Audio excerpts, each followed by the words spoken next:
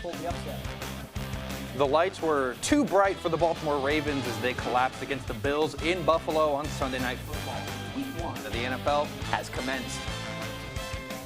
Guardians took a trip down south to face the Rays. Find out how Cleveland rallied to get the win as a brand new season of Sports Corner starts now.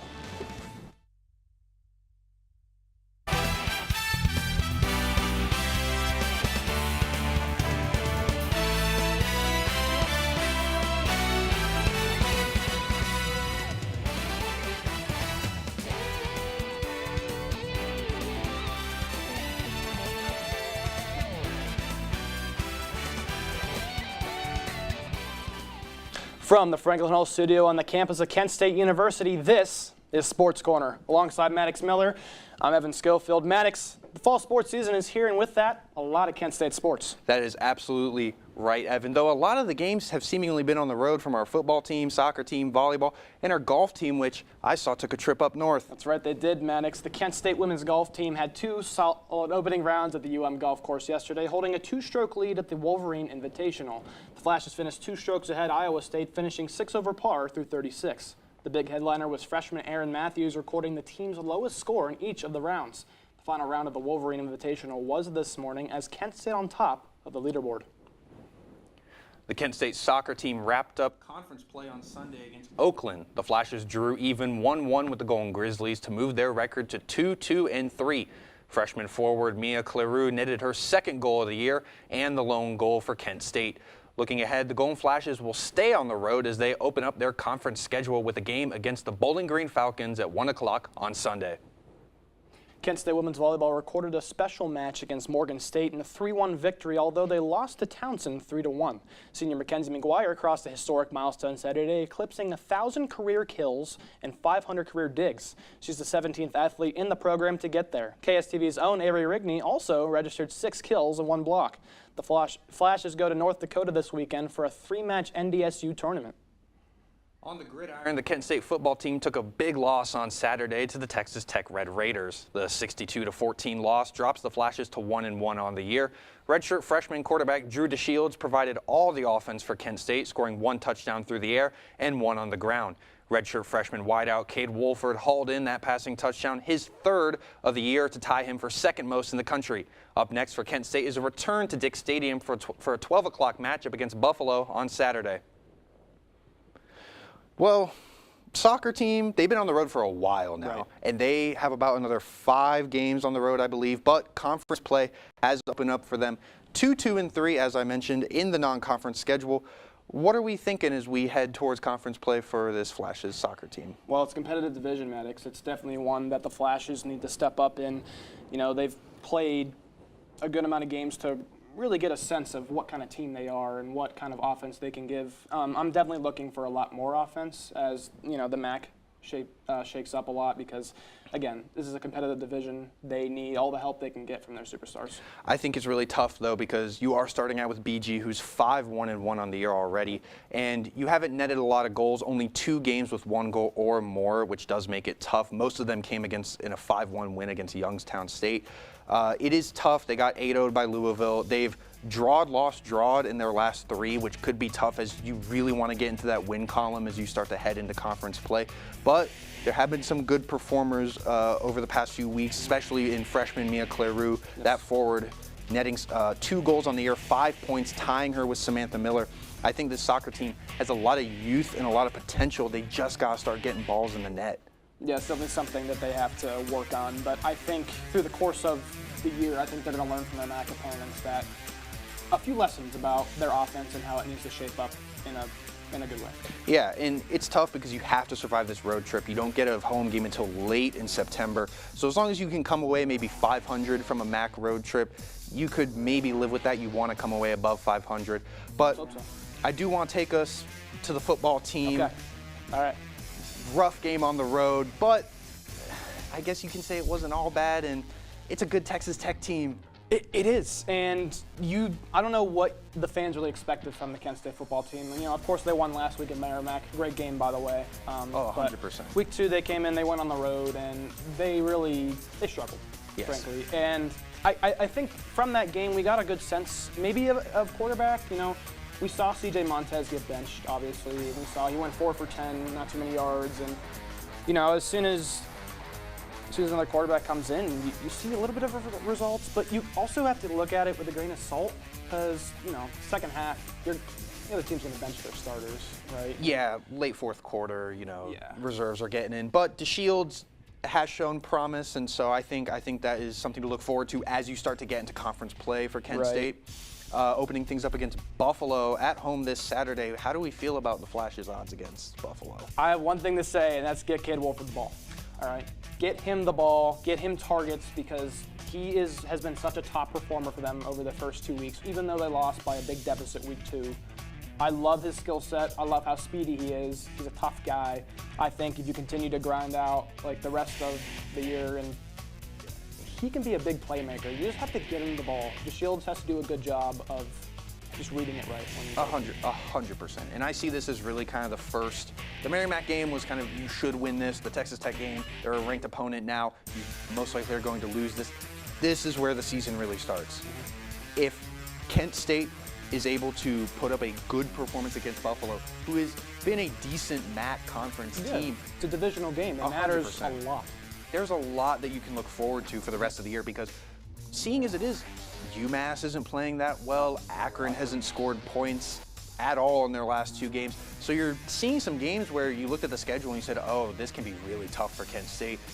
Maybe there's some more wins in there for this Flashes team. Yeah, for sure, Maddox. It's most definitely time to get some of those divisional wins because we saw obviously last year no wins, no nothing, no against defeated. Yes. Frankly, I mean, no one showed any heart or anything like that. And if the Flashes can, you know, get on pace, win a few divisional games, maybe give them some life.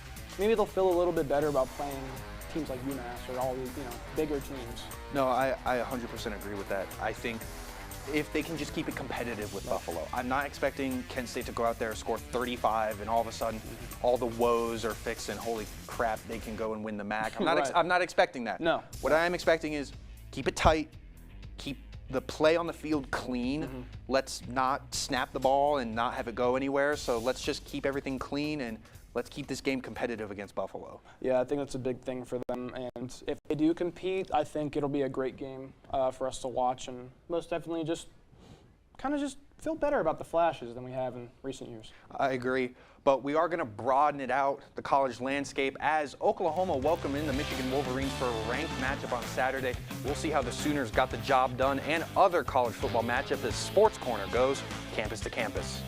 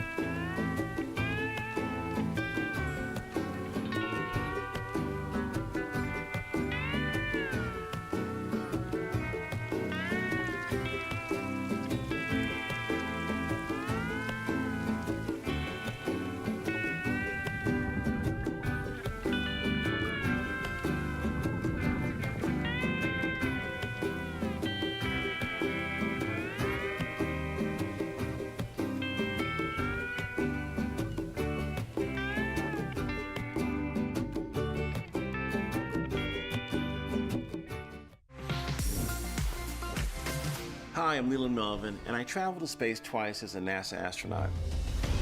Space technologies help protect our precious Earth. Space helps us monitor changes in carbon emissions, track the pace of climate change. It even helps us fight natural disasters. Make sure that you get out to your local science museum or go to spaceforall.us to explore and learn about space and science. Space is for all. Why not crank it? It doesn't hurt anyone else. But listening too long and too loud can actually damage your hearing. Now, 1 in 5 people 12 and older have some kind of hearing loss. So let's boogie and get those ears checked. When we adopt a shelter pet, we discover they're a unique mix of all kinds of things. There it is. Keep going with it. Leo. They're a little bit of a lot of things, but they're all pure love. The NCAA has been a thrill to watch the last 2 weeks, so let's go campus to campus to see the latest in college football. We're down south at the Ben Hill Griffin Stadium. DJ Lagway coming off a 3-touchdown performance, looking for another today. It's the second quarter. Each team has a field goal. Lagway with an easy dump to Tony Livingston, but hold on, folks. It's going to be an easy flag for the referee. It's offensive pass interference. Will be called back, but all good as Trey Smack, the kicker, as on 3 for the Gators. It's going to be a 9-6 game. Fast forward to the third, in South Florida to add more points. Byron Brown, an open receiver. That's key. Sean Singleton down the sideline. No one there. Loses the defenders and brutal for 13th ranked Florida, as there was no one there after those two defenders. UCF up 13-9. Florida must answer in the fourth. Quick slant works to Eugene Wilson III, the only touchdown pass of the day for DJ Lagway, but an efficient one with the kick. Florida with a 1-point lead. 2-minute drill now. Brown with the dump. It's Alvin Isaac who's going to break tackles, and he's going to run up the sideline. He's going to be hit out of bounds around the 40-yard line. This could seal it. It lies on Nico Gramatica. That kick is good. The Bulls pull the upset over the Gators as a hard-fought win, 18-16, the final score. We're going to head over to Norman, Oklahoma, as the Sooners were welcoming in the 15th-ranked Michigan Wolverines. First quarter, Deion Burks on the little end around is going to find his way into the end zone to get Oklahoma up 7-0 early.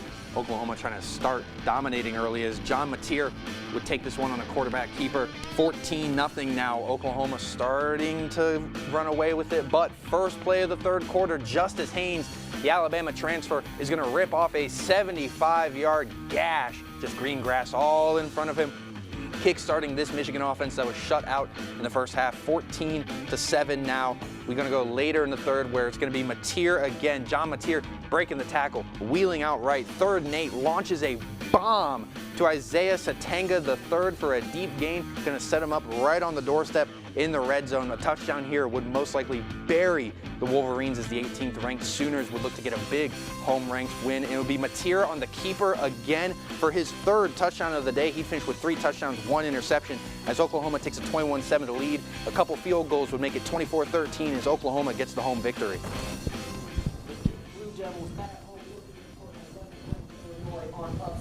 First quarter, Blue Devils leading 3-0. Illinois would strike back with Caden Fagan rushing it into the end zone. Middle of the second, Illinois up 7-6. Luke at Altwater. Start over. Duke Blue Devils at home looking to put 11th ranked Illinois on upset alert. Starting in the first quarter, Blue Devils leading 3-0. Illinois would strike back with Caden Fagan rushing it into the end zone. Middle of the second, Illinois up 7-6. Luke Altmaier finds Cole Rusk in the back corner of the end zone. Illinois up 14-6. 14 seconds left in the first half. Darian Mensah rolls right and throws a pass to Andrew Anthony in the back of the end zone for a touchdown. A great catch by Anthony, getting his right toe in bounds. After review, it would be confirmed to be a touchdown. Duke heads into the half trailing by just 1 point, but the Blue Devil defense would fall apart in the second half. Luke Atmeyer finds Justin Bowick on a slant. Illinois up 21-13, 7 minutes left in the third. Illinois in Wildcat formation. Hank Beatty fakes the pitch and rushes it 25 yards in for the touchdown. Illinois up 28-13. Duke fighting back though at the 6-yard line. 4th and goal. Mensah finds Andreo Anthony again in the end zone. In the 4th, Luke Altmaier finds Colin Dixon his 3rd passing touchdown of the day. Illinois rolls to a 45-19 victory in Durham.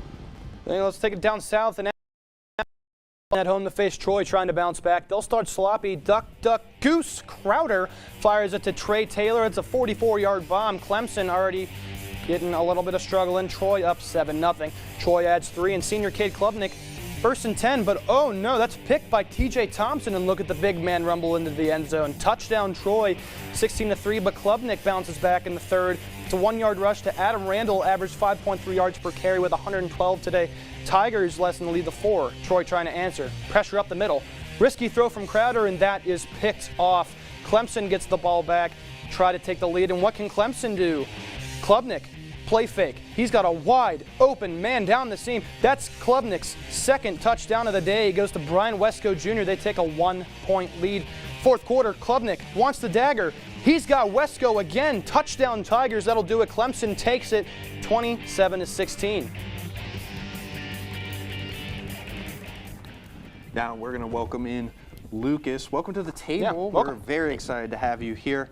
College football, a lot of surprises this weekend. I wanted to ask you, who was your biggest surprise of the weekend? So obviously we talked about it in those highlights. Florida losing to unranked South Florida. Florida ranked 13th in the country, 18-16 on that game-winning field goal. Just a shocking loss. Florida, big SEC powerhouse school, one of the toughest schedules in all of college football with the teams they have to face. And South Florida comes in there. They missed that first field goal there in the fourth quarter, but then the kicker makes it when he needs to at the end. South Florida now ranked 18th in the country, surprisingly over 19th ranked Alabama. That's kind of crazy. You don't see Alabama under teams like South Florida. South Florida heads over to Miami this weekend, who is 5th in the country. Baylor, my next team, they defeated 17th ranked SMU in double overtime. Good for the Big 12, defeating an ACC SMU team who made the college football playoff last year. They still have some of those pieces. Missouri, a big rivalry not many people talk about against Kansas in a heated border war rivalry, 42-31. After that win, Missouri now ranked 25th in the country. It's impressive. I mean, it's a very good list. We've talked about winners, but what about the losers? Like, what teams are on upset this next week, do you think? On upset alert this upcoming week, it's got to be Notre Dame. They're 8th ranked in the country. They fell to Miami in the first game. That was a tough match, but Miami come out with the victory. And this upcoming week, I think they have a chance to lose. Georgia is another team. They're 6th ranked in the country, traveling at Tennessee, who's 15th in the country. SEC battle. Those are always some good games, and I think Georgia, they're favorited, but Tennessee at home, I think Rocky Top has the chance to do it. And finally, another team on upset alert, Clemson, 12th ranked in the country, traveling to 2-0 Georgia Tech. We saw Clemson, they had a big game versus LSU. And it was really tough to see Cade Klubnik. He played well, but had some struggles. And then last week, they trailed against Troy at halftime, 16-3, until in the second half, they outscored Troy 24-0. So it just looks for Clemson. It's something I look for them that they might be on upset alert on the road at Georgia Tech. Yeah, and we've talked about our winners. We've talked about who might be on the potential upset bubble. Right. Who have been some of the most disappointing teams for you at the early part of this college football Disappointing season? teams thus far. I'll go back to Clemson, losing in week 1, trailing 16-3 in Troy. And I really think Clemson, they're one of the top teams in the country. Right. Dabo Swinney at head coach. I think they can continue to be that powerhouse, but this year they haven't showed that yet. And I'm really thinking, I don't know if this is their year anymore. Georgia, 4th ranked team in the country, scored just 4 touchdowns versus Austin Peay. Austin Peay, not an FBS school. They are Division I, but not FBS. 28-6 victory against Austin Peay. And for Georgia, Kirby Smart, obviously, multi-time national champion. Right. And I think Georgia, they're just not that good this year. Which would be crazy. I know. I agree. Yeah. Yeah. And my final team, I have one more, Florida, 13th ranked. We Okay. talked about I was it. waiting for Florida. Yeah. Florida's coming after their loss to South Florida. So disappointing. And obviously they have high hopes with that tough schedule.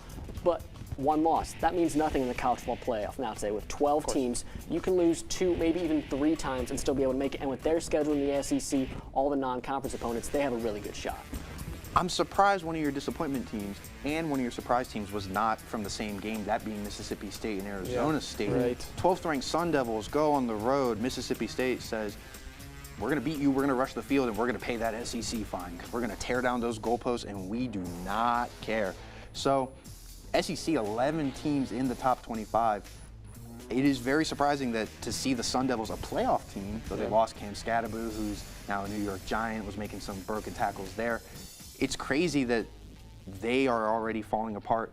Would you say that the AP, with how the vote's going, Florida State beats Alabama, jumps all the way to 14. Michigan loses a tough game to ranked Oklahoma, drops all the way down to like 23. Do you think the AP voters are being a little aggressive this season? I think that's a little bit biased. We always hear about that SEC bias. You see that. I mean, obviously, Florida State, big win over Alabama. Alabama's an SEC team, but they also fall. So you can also go against the SEC bias comment. But I just feel like it's time for the AP poll. I feel like we should have college football playoff voting throughout the whole season and not just those last couple weeks in the season. No, I agree wholeheartedly. Yeah. Well, We're going to move to the professional scene where Mahomes' magic shockingly ran out this weekend as the Chiefs took a trip to Brazil. We'll break down how the Chargers took their divisional foe down and more as we get ready to go around the NFL.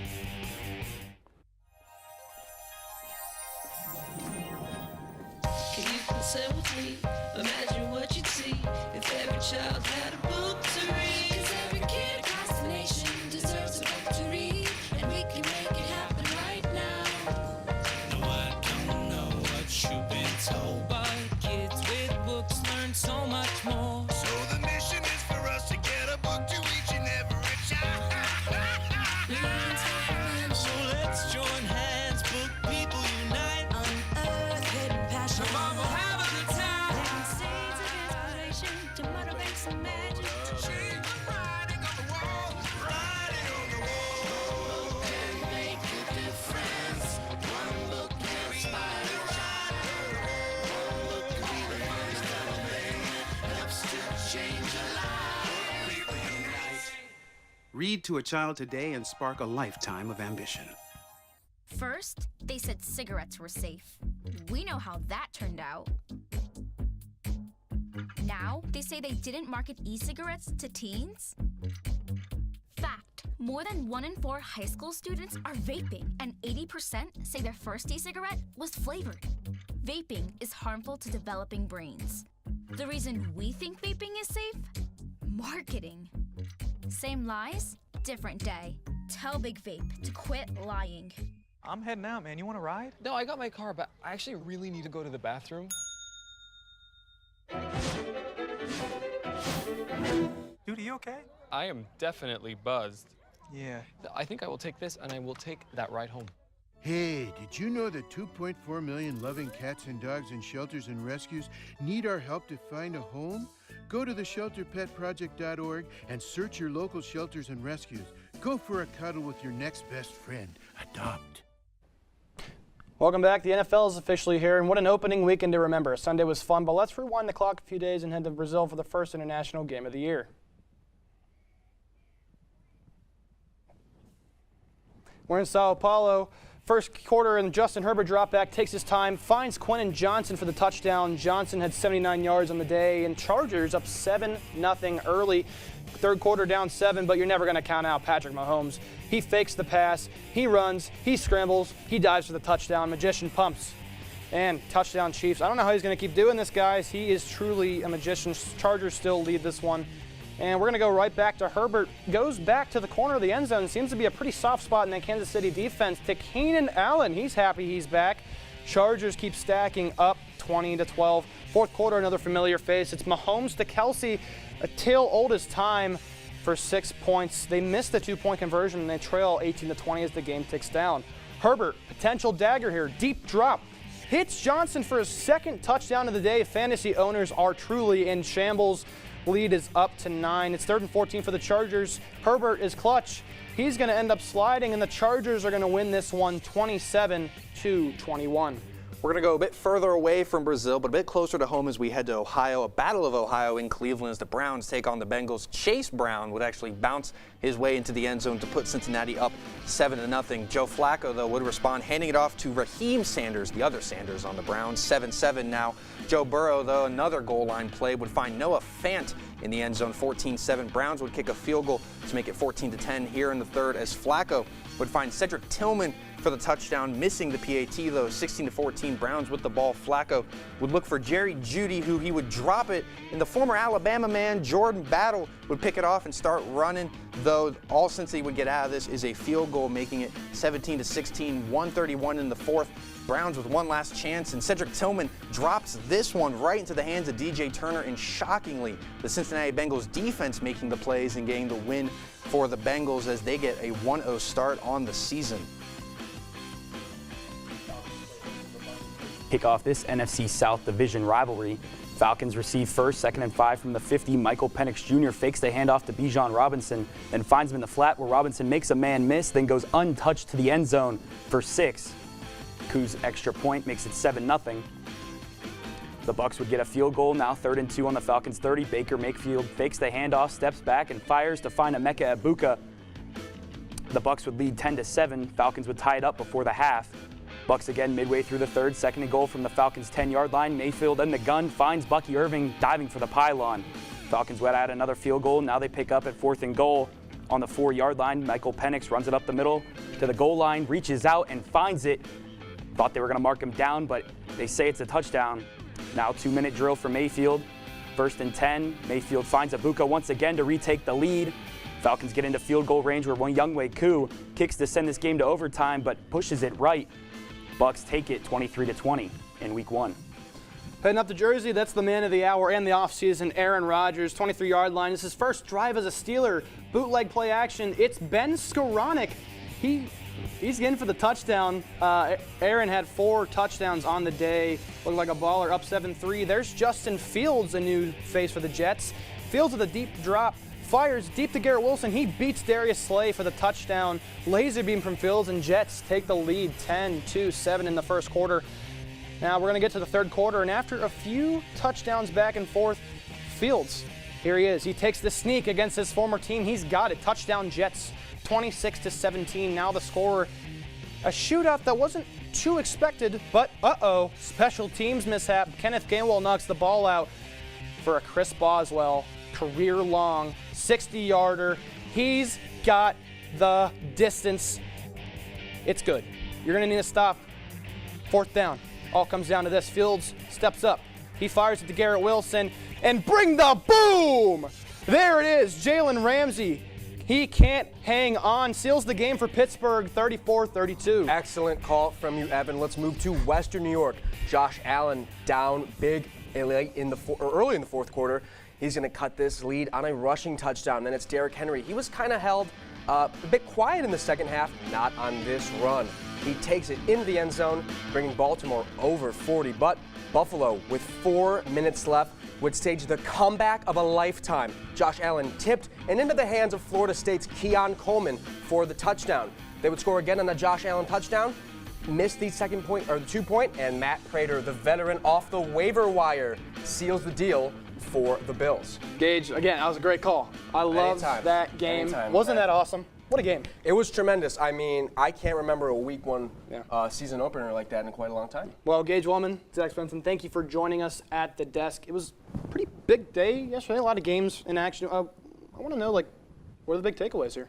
So my big takeaway, and me and Zach talked about this on last week's overtime, I kind of dissed the Los Angeles Chargers because, quite frankly, I was disappointed by them in their wild card loss to the Houston Texans in 2024 because you have all of this bountiful wealth on offense. You have Quentin Johnston. You now have Amarian Hampton. You have Justin Herbert, in my opinion, a top 10 quarterback in this league. I think we could all come to a consensus on that. He's getting there, yeah. And then we also bring in Keenan Allen. I understand he's old. In my notes, I literally have old, if that's okay with you, Mr. Allen. But let's go through it. Johnston, 5 catches for 79 yards and 2 touchdowns. Keenan Allen, 7 catches for 68 yards and 1 touchdown. In a ever more competitive AFC West division, I really love what I saw from Los Angeles. Yeah, it was definitely one of those games that you can look at and say, what an improvement that Jim Harbaugh has made on this team. Most definitely. Organizationally as a whole, you're seeing them beat, a team that went to the Super Bowl and are continuing their streak of just not playing good football. Yeah, quite an impressive win. Zach, what did you have to take away from this weekend? My big takeaway from Sunday's slate was definitely the Dolphins' poor performance on offense. Tua and the Dolphins not able to get anything going on offense whatsoever. He had 2 picks. He wasn't able to find anything over the middle. He overthrew Tyreek Hill a few times, overthrew Jalen Waddle, but it's not even that he was just overthrowing them. A few times he was underthrowing them, not able to find the happy medium in between. The Dolphins' offense only ended with 211 yards total. They were able to find Devon Achane late in the game for a touchdown, but that was in garbage time late in the 4th. And that was really it. We even saw Zach Wilson get into the game, take a few snaps. Who expected that, huh? I didn't expect it. Into the game. I'm a big Tua lover. I like Tua a lot. Okay. I feel like he could be good, but he just was not that yesterday. Not whatsoever. And shockingly, Mr. Indiana Jones himself, Daniel Jones, was out there Slinging for the Colts. I mean, what a story. This guy comes off the Vikings practice squad after being cut in a very disappointing end to his tenure in New York, and he just shined in his debut. It was truly sensational. My brother, a Dolphins fan, not as happy. Not as happy. He texted me. He said, "We suck." And I said, "Yes, you do." Moving past the Sunday slate and on to tonight, we have a huge divisional matchup. Debut of J.J. McCarthy, Caleb Williams' second year, Ben Johnson debut. Where do you see the Bears and the Vikings finishing in the 2025 season, or starting the 2025 season? Well, I'll start with Minnesota. I'm expecting more of the same, honestly. We've kept the same Kevin O'Connell, or excuse me, not we. Looking at it, there's a whole narrative here. They've kept the same Kevin O'Connell offense, which has made Sam Darnold into a multimillionaire after he was cast away, similar to Daniel Jones. And now we see Daniel Jones succeeding in the Colts franchise. I'm expecting the more of the same. I mean, we saw J.J. McCarthy the last time we saw him. He was raising the national championship trophy. Right. He defeated Ohio State in every opportunity he had as wearing the number 9 jersey for the Wolverines. Wearing the number 9 jersey for the Vikings, I expect him to finish second in the NFC North. I'm sad to say it, but I think the Detroit Lions, I think they missed the playoffs this year. I think they're looking a lot depleted. They lost both coordinators. And I think the Vikings will grab that last wild card spot in the NFC. On the other side, Caleb Williams, like you said, sophomore season. They bring in Ben Johnson, offensive coordinator from the Lions, who did a great job last year. So far this year, Lions not looking great without Ben Johnson in that first game against the Packers. But they bring in rookie pass catchers Colston Loveland and Luther Burden in the draft. Colston Loveland looks to be a great tight end. Hopefully Caleb Williams able to find him. Have to see how Caleb Williams will work with all of his offensive weapons. Roma Dunze, DJ Moore, Colston Loveland, Cole Kmet. Cole Kmet. And then also DeAndre Swift. Have to see how he's able to move with them on the defensive side of the ball. They have Montez Sweat. Have to see if he's able to get at J.J. McCarthy. J.J. McCarthy with the Achilles injury last year. Have to see if he's able to move as well as he was at Michigan. He was able to run a little bit at Michigan, I believe, but we'll have to see if that affects him in his run game this year. But other than that, I think that's really it. Yeah.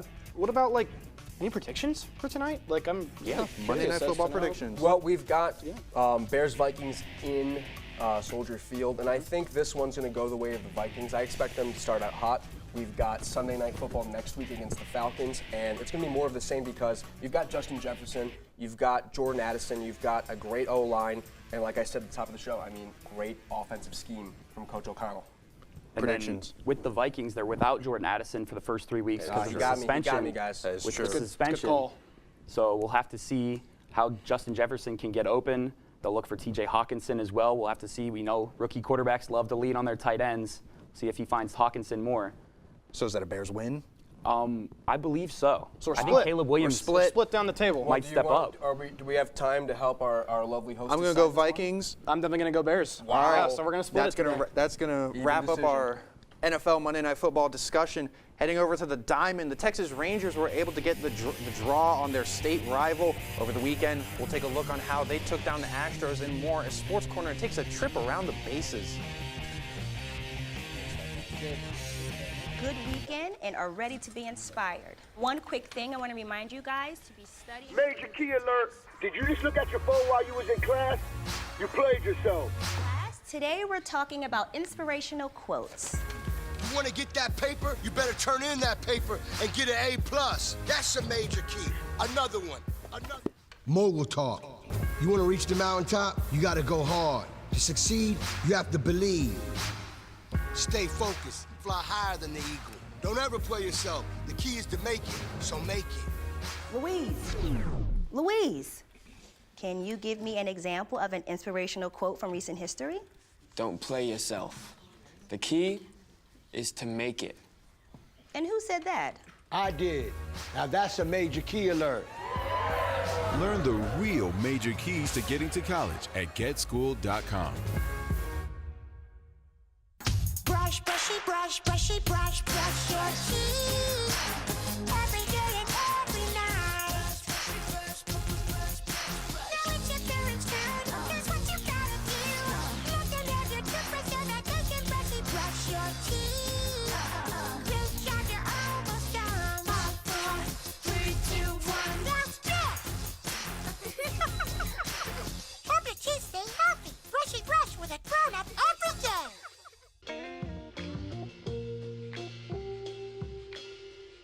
After you joined our family, it was like I really do feel complete now.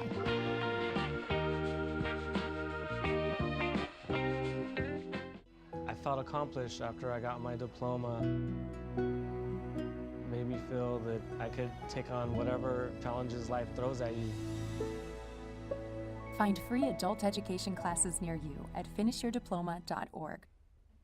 Well, the MLB is. We have Lexi Blatnick here to talk to us. Welcome, Lexi. It's been a shaky few weeks for the Guardians, but they still have a winning record. We head to Tampa to show you a close one against the Rays. All right, we're in Tampa for Guards and Rays. Wild card is wide open. Anyone's game. George Valera with the hit into left field. Third hit on the year. Kwan runs to the plate, and that's Carson Williams trying to throw, and he is out. Carson Williams throws out Kwan. Very impressive from the rookie. Score stays at zip. Now we're going to head to the bottom of the fifth and take a look at the Rook. Williams with the dinger, and that is a home run. He had a hit, RBI, and home run in this game. Takes it out with the first pitch. Rays up 1-0. Top of the sixth now for the Guards. It's Jose Ramirez. That means good things happen when he hits the ball. It's going to be a hit. Fair ball to left. Angel Martinez scores off a Jose triple. Tie game in the sixth, and this is a good one, folks. Guards have more in them, though. Gabriel Arias is going to take this pitch hit into right. There it goes in the right field. John Kenzie Noel. It's a big man running, and he is safe. Guardians end up taking this one 2-1, currently playing the Royals. And we're headed over to Chase Field in the sunny Phoenix, Arizona. We're headed to the top of the seventh. D-backs lead the Sox 3-1. And David Hamilton singles to center field. And Trevor Story scores. Boston trails Arizona by 1. Still hanging in the top of the seventh. And Connor Wong grounds to left field. And Jordan Lawler fumbles. And it looks like there's a collision at first base. That allows Nathaniel Lowe and Hamilton to score. Boston now leads Arizona 4-3. Jordan Lawler sees an opportunity to redeem himself and singles deep to left. Tyler Locklear moves to second, and Arizona ties things up. We're moving to the top of the ninth. Nick Sogard doubles to center field, and Nate Eaton and Romy Gonzalez scores. Boston piles 2 more on. Score is now 6-4. Bottom of the ninth still. Boston piled another one on courtesy of Carlos Narvaez, and manager Alex Cora marks his 600th win, making him the 3rd manager to do so. We're going to head out to sunny California for an in-state battle between the A's and the Angels. The Angels getting it started in the bottom of the first as Joe Adele hits a 2-run rocket out of the park, putting LA up 2-0. Angels would score 1 more. A's would get 1 back, making it 3-1 as we're going to head late into the game. Top of the 7th here where Tyler Soderstrom is going to get one of his own as he's going to send it into the A's bullpen. His teammates loving that as that makes it 3-2.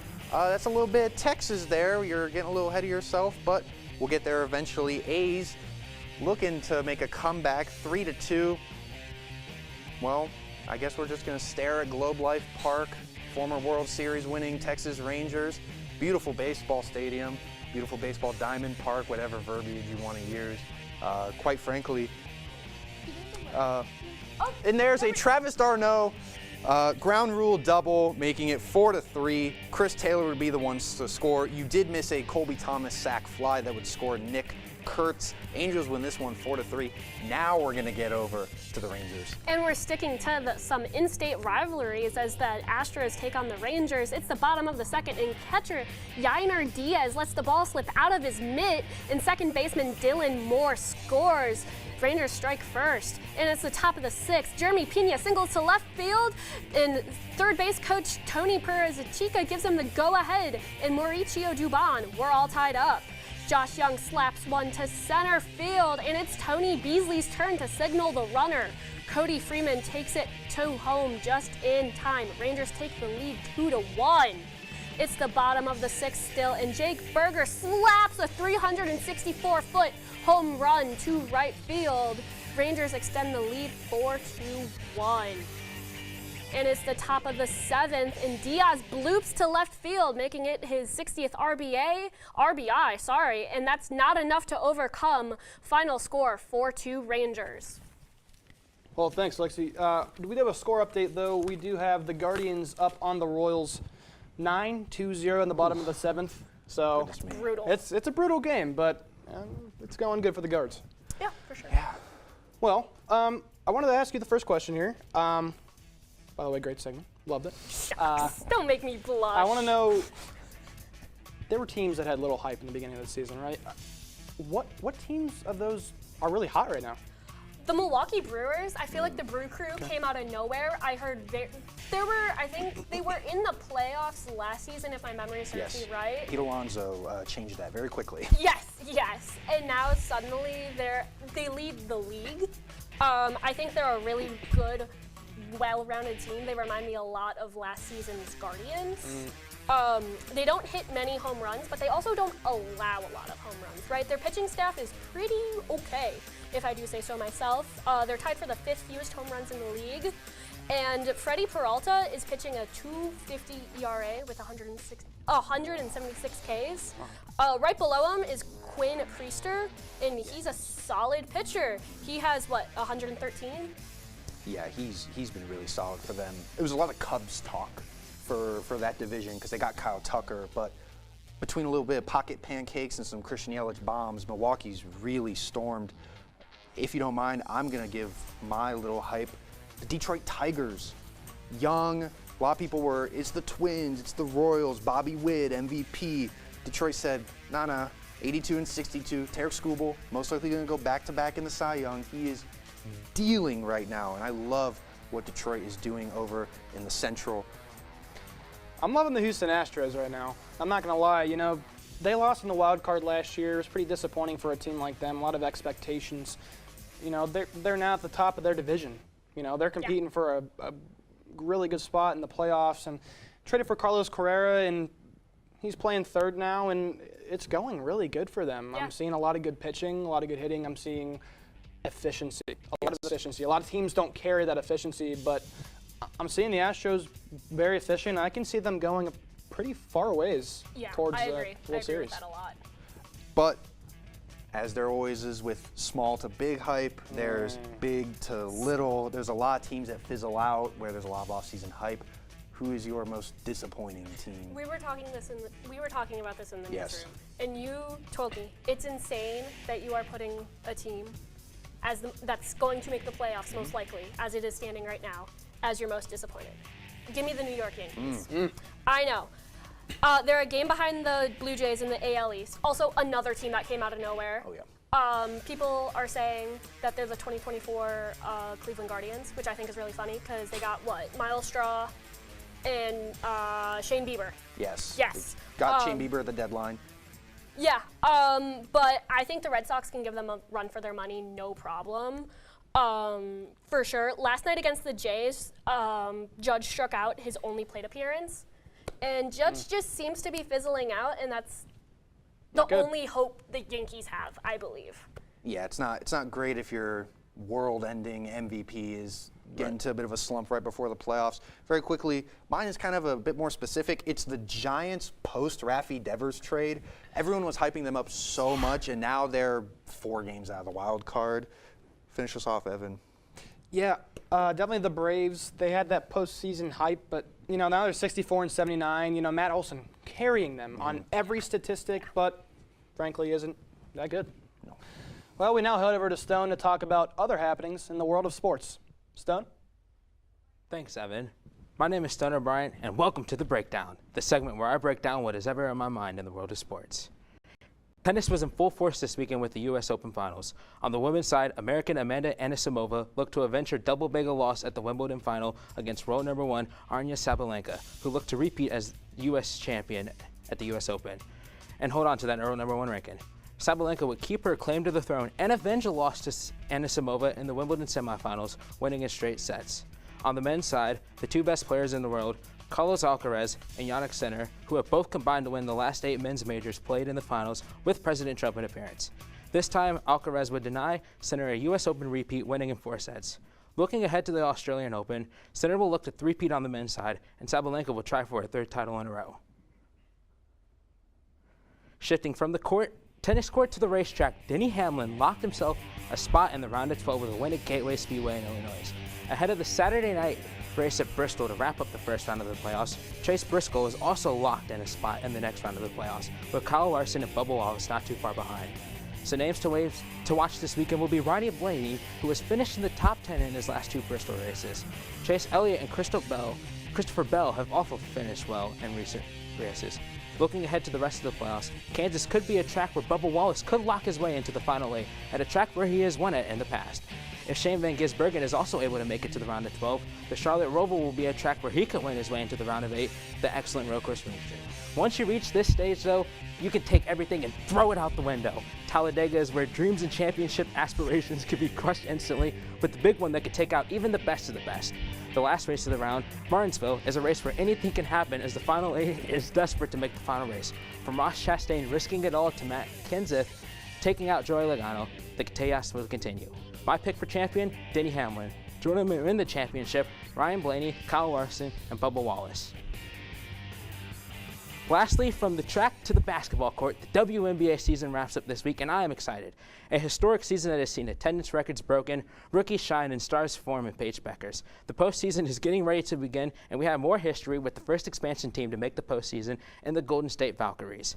In addition, the Las Vegas Aces will have a chance this week to end their regular season on a 16-game win streak. Led by the great Asia Wilson, who is always a front-runner for MVP and averaging 23 and 10 on a 50% clip from the field, the Aces will enter the playoffs as a favorite.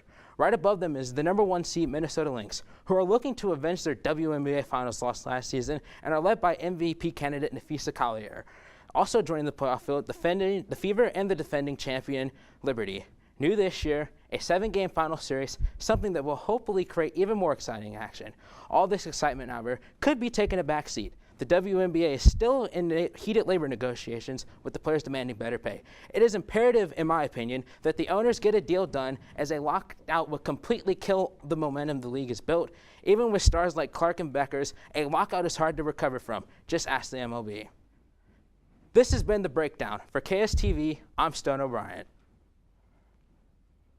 Thank you, Stone. Up next, we have our award-winning segment as we highlight the best performances and the worst of the week.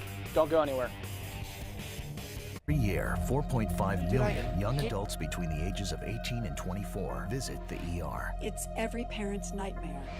Umergency gives you all the tools you need to quickly and effectively manage your family's emergency. Umergency provides instant access to vital resources, customized to your student's campus and local community, digital consent form, and built-in urgent alert button. Umergency gives you peace of mind when you need it most. Download your Umergency app now. When I was growing up, my mom was extremely tidy. We were trained to put things back where we got them from. One day, when I walked into my mom's house, I felt like I walked to someone else's house. There was stuff everywhere, and just growing up the way I grew up, and to see this transition was very alarming. When Sean talked to me, it was a wake-up call, and that's when I went to the doctor.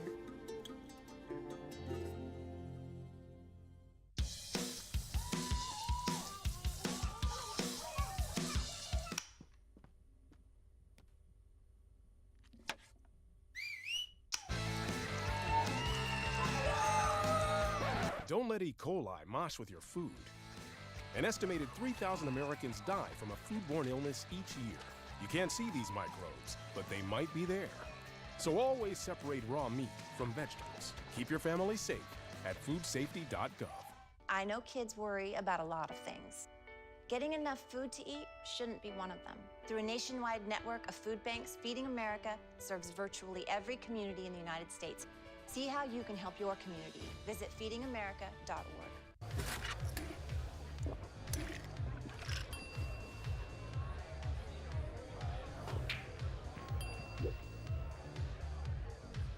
If you need to do something to feel okay to drive, you're not okay to drive. Don't drive buzzed. With the start of a new season of SportsCorner comes some big shoes to fill. For tonight, we have a brand new end segment as well as the return of a fan favorite. Starting with with every great comeback, there is a terrible collapse, or another word, a meltdown.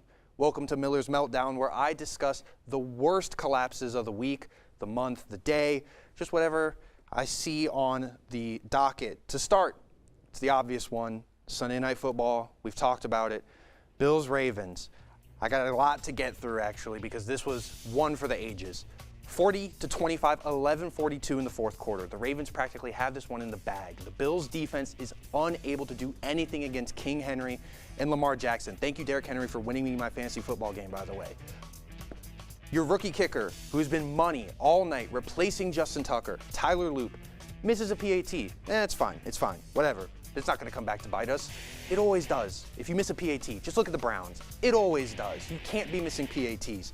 Derrick Henry then fumbles the next possession after the Bills score a touchdown. Josh Allen saying, "This is why I won MVP." And he would continue to do MVP things. And the Bills fans would let you know as they were chanting it all night. Same with the Ravens fans. You get it on 4th and short with a chance to end the game. The Bills defense has been unable to stop you. And you say, let's punt it, give it to the MVP. And what does the MVP do? He drives it down the field, he kicks a field goal, or Matt Prater kicks a field goal coming off the trash heap. Bills win it. John Harbaugh blows his 17th double-digit lead, most since 1991, and the Ravens melt down to start week 1 of the NFL season. That is a complete collapse. Well, thanks, Maddox. Those are some very interesting stats about Jim Harbaugh. Well, we're back with a segment we should all know. It's called All Pro. Hell no, I'm going to ask Maddox some questions, and we're going to answer them. We're going to say All Pro or hell no. Well, Maddox, we saw the Cowboys in the opener put up a pretty decent fight against the reigning champ Eagles. Do you think the Cowboys could be a team to make a playoff push? All pro or hell no? I'm going absolutely hell no. I've been so out on the Cowboys for so long. You trade Micah Parsons. Jerry Jones has no idea what he's doing. I think the Cowboys finish 3rd in the NFC East behind both the Commanders and the Eagles. I think they win about 7 or 8 games, and I'm so out on the Dallas Cowboys. Yeah, I am too. I just thought it'd be a fun question to spark because they're, they kept it close, but even with the additions of guys like George Pickens and, having a kind of new team. Dak is kind of healthy, but, Jerry Jones is Jerry Jones. You're not going to see the Cowboys really, get better. No. He's Jerry Jones. And Micah Parsons is already making him pay for it. He had that sack against the Lions. And a lot of pressure. A lot of pressures. And I don't know, Jerry Jones, he's just one of those guys that I'm not so high on. I'm not high on his team. I think his team lacks a lot of grit, a lot of confidence, and I think that'll lose them a decent amount of games in the end. Second question. This relates to college football. Now, the Buckeyes are looking good. Right? Yes. But they haven't played a ranked opponent yet whatsoever. Texas? Texas? Texas. Number 1 Texas. Oh, I'm so sorry. They played Texas. They played 1. Yes. All right. But they don't play another one until, what, early, mid-October? Yes. They're 2-0, and they're off to a hot start. Do you think they win, or lose, more than 1 game this year? Ooh, okay. Lose more than 1 game. Yeah. If you were going to ask me, do they lose a game, I would be all pro on that. Right. But this is a good Buckeyes team. Julian's saying he dealt against Grambling, and I know it's Grambling, not the most spectacular talent. 70-0 that's crazy. And he struggled against Texas, but that's a week 1 game. You can expect the offenses to be slow. I think if we're not counting playoffs, because I don't see Ohio State repeating as national championships or as national champions, I would say hell no to them losing more than 1 game. Yeah, I'm going to have to agree with you there. Hell no on that. I mean, I think they're too good to even try to lose 2. You'd have to try. That's how good they are. I don't see how they could not be a dominant team. Carnell Tate, Jeremiah Smith. There's so many weapons for Julian Sayin, and I think in the end it'll be really good for them. And they have a disgustingly good defense. Right. Well, we had a busy week in sports with some crazy games. So for tonight's end segment, we're going to find out what the Sports Corner cast think was the biggest upset of the week. We're going to start out with you. Me? Right. Yes, you, Evan. Okay. You're the host. That's true. You got to kick us off. All right, I'm going to kick us off with it's going to be a divisional game in the NFL. All right, one of them's playing right now, Monday Night Football. Not the Lions, my bad. The Bears are playing the Vikings right now on Monday Night Football. They play the Lions next week. I'm taking the Bears to Over beat the Detroit? Lions next week. So you're going with a prediction? Yeah, it's more of a, that's my upset. Okay. I think they upset Detroit. You know, I think Detroit struggled a lot in week 1. I didn't see a lot from them, but, you know, the Packers had a very good defense. They add Parsons. They already have Rashad Gary. They have all these playmakers, but I think Chicago can probably be one of those NFC teams to get a decent amount of wins. Yeah, I'm going to go to the college ranks. I talked about it before. I think Mississippi over Arizona State is being looked over so much. It's just, that's a playoff team that lost to a SEC team that is seen as kind of a mediocre part of the SEC. I do agree with when we were talking about Clemson potentially losing to Georgia Tech. If we're doing predictions, I want to say Clemson is going to lose to Georgia Tech. So that's where I'm going to start off. We're going to kick it over to the couch. Who wants to start us over there on the couch? Wellman? No, I don't know necessarily if the Miami Dolphins were favored against the Indianapolis Colts, but I expected them to win, so I'm going to go with a personal upset. They looked terrible. Tua Tagovailoa, not his strongest showing, especially against, like we talked about, Daniel Jones in an offense that was projected, I'm going to say, probably in the bottom 5. And then at home as well, against a Colts team that is in disarray. Their former top 5 pick, Anthony Richardson, out due to injury and just benched in general for Daniel Jones. So give me the Colts in a very surprise win. I'm proud of them, to be honest. I'm going to have to go with the Friday night football game when the Chargers beat the Chiefs, defending AFC champion Chiefs, multi-Super Bowl champion Patrick Mahomes, and the Chargers really took it to them and were able to come away with an international game victory. Yeah, I'm going to go with that guy over there. I don't know prepositions. I'm going to go Chargers Chiefs. I definitely was expecting it to be close, but I was not expecting the Chargers to pull away for sure. And you know, I'm going to go with something that was historic in the way it happened. Yoshinobu Yamamoto, one of my favorite pitchers to watch, takes a no-hitter into the 9th inning, gets 2 outs, struggles against Jackson Holliday, throws a cutter inside, and he gives up his first hit, a home run. But that's not all. Then the Orioles would come back and win the ball game 4-3. The first time that has ever happened in MLB history. A team has thrown a no-hitter through 8 2/3, lost the no-hitter, and then subsequently lost the game. A lot of upset Dodgers and baseball fans, I would imagine. Yeah. I'm going to go with the Lions game from this week where they played the Packers. I thought that it could have been an either-way game. It could have went either way. But the Packers really trounced the Lions early. Micah Parsons looked great. But this is a team last year, they fell short in the NFC Championship game, or the NFC divisional game against the Commanders, against Jaden Daniels. But they have high hopes every year. With Dan Campbell coming in, they've looked great. But I'd definitely say the Packers-Lions game, Packers coming out and trouncing them. Yeah, certainly a big statement win for Green Bay. But that'll do it for this edition of Sports Corner. Thank you so much for watching. For updates from us 24/7, head over to kentstater.com and be sure to tune in to Overtime right here every Friday at 7 p.m. I'm Maddox Miller. And I'm Evan Schofield saying, wherever the ball flies in the air, the Kent Stater Sports Network will be there. Good night.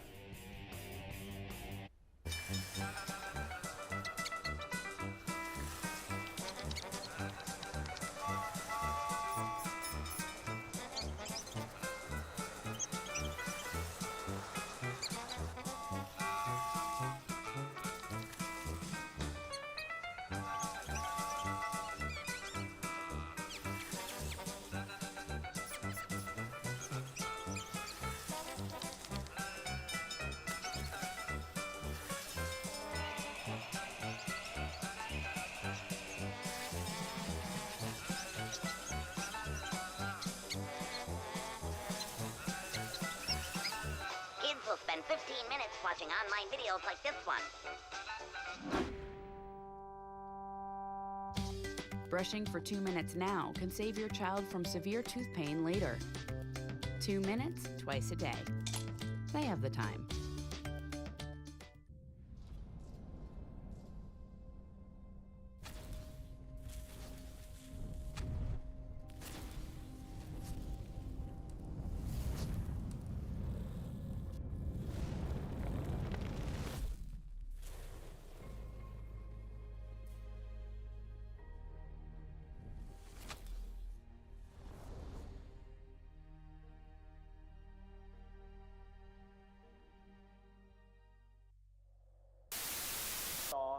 if they're bad, hundreds and hundreds of them, just to find a good one.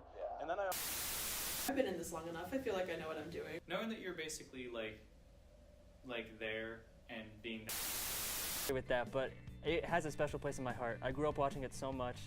Have you guys seen it?